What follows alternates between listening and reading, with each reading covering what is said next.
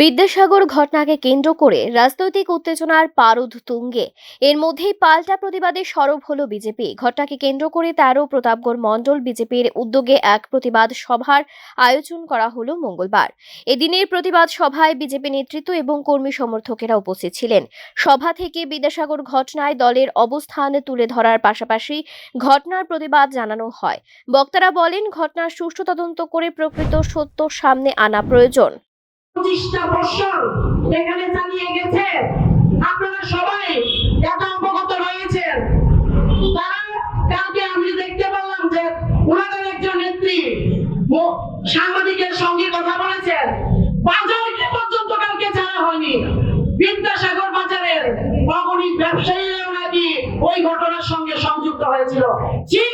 লজ্জা থাকা দরকার যে শেষ পর্যন্ত বাজারের যারা নিপাত ভদ্রলোক তার সংসার প্রতিপালনের জন্য তারা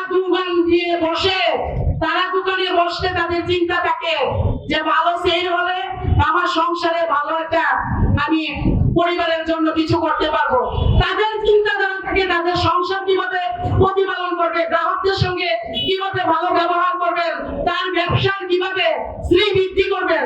ব্যবসায়ীরা আমার বড় ব্যবসায়ী রয়েছে, কারণ ব্যবসায়ীদের মাথায় এটাই ঘুরে। প্রতিবাদ সভাকে কেন্দ্র করে এলাকায় বিজেপি কর্মী সমর্থকদের মধ্যে ব্যাপক সাড়া লক্ষ্য করা গেল।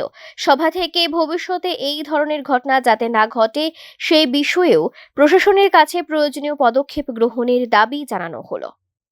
Bureau report, news now.